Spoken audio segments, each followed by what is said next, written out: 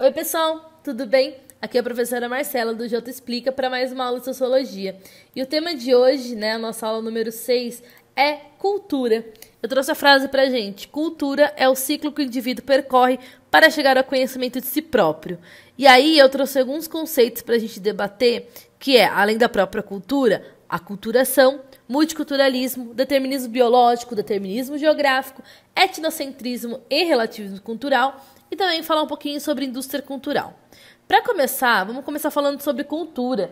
E lembrando que cultura tem vários significados, tá? Desde a sua origem latina, que significava uma ação de... Cultura significava uma ação de tratar, cuidar e venerar, até o sentido de cultura na agricultura, no sentido de cultivar a terra, até no sentido do senso comum. Eu deixei lá na apostila o que significa senso comum, para quem não lembra.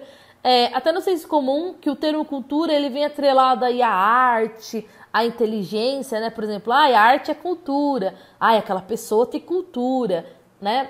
E aí a gente tem a definição real, que é o que vai importar pra gente, que é a definição sociológica, que é: cultura é um conjunto de crenças, hábitos, saberes, normas e valores que determinam o comportamento e a identidade das pessoas de uma determinada organização social. Ou seja, o que vai determinar que eu, Marcela, por exemplo, na sociedade brasileira, tenha tais comportamentos e a minha identidade vai ser esse conjunto de crenças, hábitos, saberes, normas e valores que a sociedade tem. Beleza? Então vamos lá. Para não esquecer, cultura é o conjunto de crenças, hábitos, saberes, normas, valores que vão determinar o comportamento e a identidade das pessoas que vivem dentro daquela sociedade, tá bom? A gente tem que lembrar que existe... Vamos lá. A gente tem que lembrar que existe cultura material e cultura imaterial. A cultura material, ela pode ser representada por tudo que é tangível, como ferramentas, construções, alimentos. Eu deixei pra gente a imagem do Cristo Redentor, por exemplo. Já a cultura imaterial, ela é composta de práticas, como representações, expressões, conhecimentos, técnicas. Então eu deixei como exemplo a capoeira, mas também pode ser a umbanda, o kardecismo, o frevo, né? Tem vários tipos de cultura material e imaterial, tá bom? Vamos passar para aculturação e multiculturalismo. Gente, então a gente já percebeu que ao redor do mundo, né, depois que a gente já sabe o que é cultura, tem um monte de culturas aí, né? E cada cultura tem o seu próprio sistema de crenças e valores e ideias aí. Então dá para perceber que muitas vezes essas culturas elas vão entrar em contato entre si, seja de modo pacífico ou seja de modo conflituoso. A aculturação seria quando duas ou mais culturas diferentes elas entram em contato entre si. Aí elas se fundem e se relacionam. Ou seja, a aculturação é a junção de elementos pertencente a duas ou mais culturas. Por exemplo, essa nova cultura vai ter elementos das outras duas que ela se fundiu.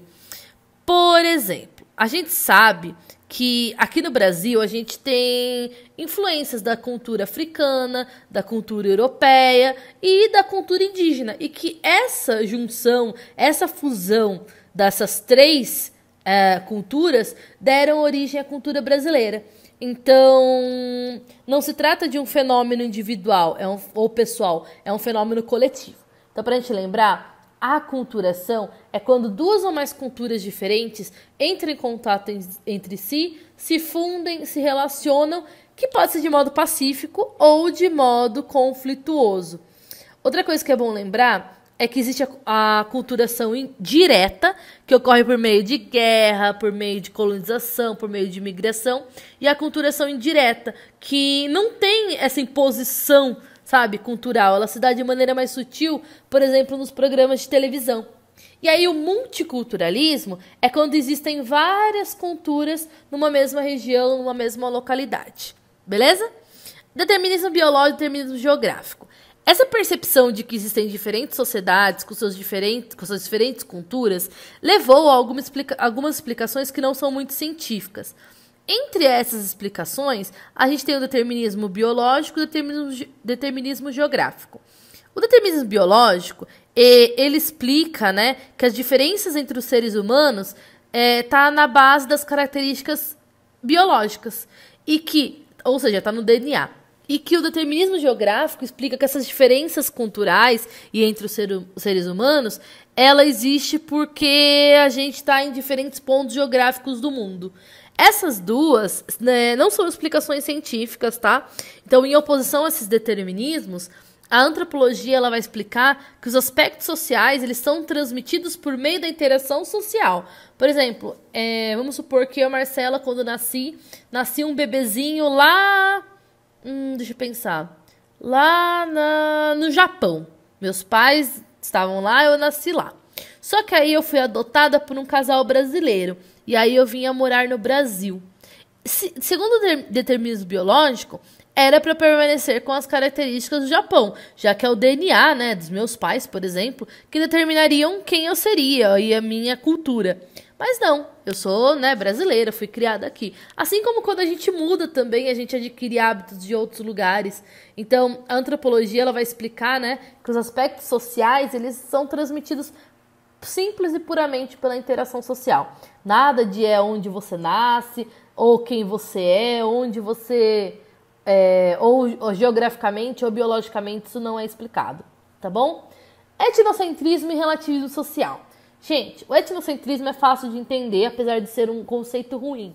Porque o etnocentrismo é a visão de mundo que é característica de quem considera que a sua cultura ou a sua etnia ela é mais importante e superior que as demais.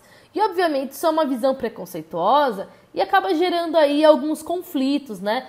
Podendo ter consequências práticas também. Um exemplo de etnocentrismo pode ser o eurocentrismo, onde os europeus acreditavam que eles eram superiores. Qualquer lugar fora da Europa não era inferior, era ruim. Mas isso na época da colonização, tá bom? Agora, já o relativismo cultural, ele vem como uma crítica a esse etnocentrismo, a essa visão de que quem é etnocêntrico tem a visão de que a sua cultura, a sua etnia é superior. Então, o relativismo cultural, ele é uma crítica, porque relativismo cultural é a postura que cada manifestação cultural é considerada legítima, sendo resultado da experiência cotidiana ou determinado agrupamento humano onde ocorre essa interação. Ou seja, o relativismo cultural acredita que todas as culturas elas são legítimas. Tá? Elas são importantes. Não existe nada melhor ou pior, tá? Aqui a diversidade ela é vista como algo positivo. Aí eu tenho a Charge, que ela é bem explícita nisso do etnocentrismo e relativismo. Esse é o meu certo, esse é o meu errado, o outro. Peraí, e são conceitos estranhos. Esse estranhamento, ele é natural. Pô, é diferente do que eu tô acostumado. Mas não é porque é diferente que é ruim. E por último, a gente está chegando ao conceito de indústria cultural. Eu não vou me aprofundar muito, porque a gente ainda vai falar mais disso no futuro. Mas a indústria cultural, ela é um conceito da escola de Frankfurt, especialmente do Adorno e do Horkheimer. Eu espero que eu tenha falado corretamente o nome deles hoje. O Adorno eu sei que sim, o Horkheimer eu não tenho certeza. Mas basicamente indústria cultural é a gente pegar a cultura, né, e a arte e utilizar a lógica capitalista de produção em massa em cima do conceito de cultura.